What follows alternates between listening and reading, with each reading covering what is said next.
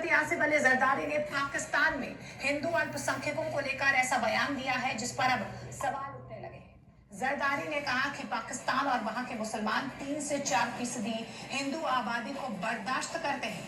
जरदारी ने भारत के अखंड भारत के विचार का भी जिक्र किया और कहा कि भारत का अपना अलग नजरिया और एजेंडा है। जरदारी ने कहा कि हम मुसलमान हैं, वो नहीं है, लेकिन हमारी सोच ऐसी है कि हम 3 से 4% పాకిస్తాన్ అధ్యక్షుడు లేకపోతే ప్రెసిడెంట్ ఆసిఫ్ అలీ జర్దారి మాట్లాడినటువంటి మాటలు ఏంటంటే అక్కడ ఉన్నటువంటి 3-4% ఉన్నటువంటి హిందువుల్ని సహించాల్సి వస్తుందట, భరించాల్సి వస్తుందట. కానీ భారతదేశంలో అలా కాదు. భారతదేశం ఏమొచ్చేసి అఖండ భారత్ని కోరుకుంటున్నారు. అఖండ భారత్ అంటే పాకిస్తాన్, బంగ్లాదేశ్, నేపాల్, భూటాను, ఆఫ్ఘనిస్తాను, శ్రీలంక, ఇదంతా మన యొక్క అఖండ భారతం కదా, దీన్ని కోరుకుంటుంది అని చెప్పి మాట్లాడుతూ ఆ 3-4% మంది ఉన్నటువంటి హిందువుల్ని మేము సహిస్తున్నాము, హిందువులు కూడా మాతో ఉండడానికి వాళ్ళు ఇష్టపడుతున్నారన్న విధంగా ఈ యొక్క ప్రెసిడెంట్ మాట్లాడాడు. దీనికి ఇక్కడ ఉన్నటువంటి జావేద్ అఖ్తర్ మరికొంతమంది ముస్లింలు కూడా కౌంటర్ ఇవ్వడం జరిగింది. మీరు ఉగ్రవాదాన్ని అక్కడ ఎంకరేజ్ చేయడం మానేయండి. ఫస్ట్ మీరు హిందువులే కాదు 10% లోపు ఉన్నటువంటి చాలామంది మైనార్టీల్ని, అంటే బౌద్ధులు కావచ్చు, లేకపోతే క్రిస్టియన్స్ కావచ్చు, మిగతా వాళ్ళు ఎవరైతే ఉన్నారో కొద్దో గొప్ప సిక్కులు, వాళ్ళని కూడా మీరు ఏ విధంగా నరకం చూపిస్తున్నారో తెలుసు. హిందువులు ఈరోజు ఎంతో పర్సెంటేజ్ ఉండాల్సినటువంటి హిందువులు తగ్గిపోయారని చెప్పి జావేద్ అఖ్తర్ కూడా మాట్లాడాడు. ఆయన మనసులో ఏముందో పక్కన పెడితే బయటకు అయితే బాగానే మాట్లాడాడు. అలాగే ఇంతకుముందు 2025లో కూడా ఉగ్రవాదాన్ని ప్రోత్సహిస్తూ స్వర్గధామంలో పాకిస్తాన్ మారిపోయింది ఉగ్రవాదులకి అని చెప్పి కూడా జావేద్ అఖ్తర్ మాట్లాడాడు, బాలీవుడ్ రైటర్. అయితే ఇప్పుడు వీళ్ళ యొక్క మనస్తత్వం మీకు అర్థమైంది కదా. కేవలం అక్కడ 35 లక్షల మంది లోపే ఉన్నారు హిందువులు. 3.5 కోట్ల మంది ఉండాలంటే 90% మంది హిందువులు అక్కడ తగ్గిపోయారు. దీనికి ఇక్కడ ఉన్నటువంటి కుహనా మేధావులు మాట్లాడరు.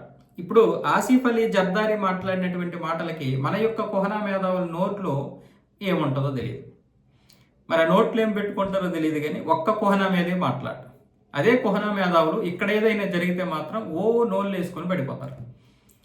ఇక్కడ జరుగుతున్నటువంటి పరిణామాలు ఏంటి, అక్కడ జరుగుతున్నటువంటి పరిణామాలు ఏంటి, భారత్లో ఏదైనా జరిగిందంటే ఫట్మని మొత్తం ప్రపంచానికే ఒక పెద్ద హెచ్చరిక జారీ చేస్తూ ఇక్కడ వీళ్ళే భారతదేశాన్ని కించపరిచే విధంగా ఏర్పాట్లు చేసుకుంటారు. పోనీ భారతదేశాన్ని ఎవడైనా బయట దేశం వాడు ఏదైనా కించపరిచే విధంగా మాట్లాడితే వీళ్ళ నోళ్ళు పడిపోతాయి. అంటే వీళ్ళు స్పష్టంగా ఉన్నారు, వీళ్ళు దేశంలో ఉంటారు, పశ్చిమాంశాలతో ఉంటారు, ఈ దేశంలో జన్మిస్తారు, ఈ దేశం యొక్క తిండి తింటారు, కానీ ఈ దేశం మీద ఎరుగుతారు.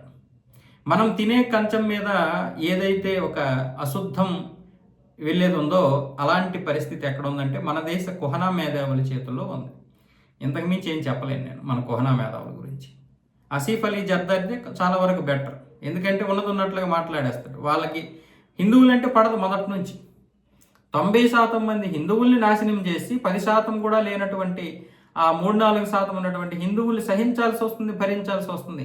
కేవలం ఇప్పుడు వాళ్ళు ఒక ఆట వస్తువులు, వాళ్ళని ఇప్పుడు ఏమి చేయరు, వాళ్ళకి ఒక ఆట వస్తువు కావాలి.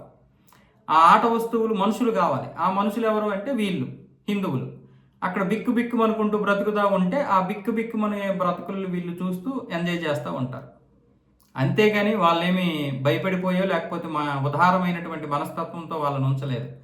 ఉంచుదాం, ప్రపంచానికి తెలియజెప్పడం కోసం మన దగ్గర కూడా హిందువులు ప్రశాంతంగా బ్రతుకుతున్నారని చెప్పుకోవడానికి ఒక ఇది, అలాగే ఒక ఆట వస్తువుల్లాగా చూసుకోవడానికి భయపెడతా ఉంటారు. రాజకీయ ప్రాబల్యం ఉండదు, ఉద్యోగ అవకాశాలు ఉండవు, ప్రైవేట్లు కూడా మంచి ఉద్యోగాలు చేయడానికి లేదు, డబ్బులు సంపాదించి ఏదైనా కడుదామన్నా లేకపోతే ఏదో ఒక విధంగా అందులో మనం పెట్టుబడులు పెడదామన్నా ఉండదు.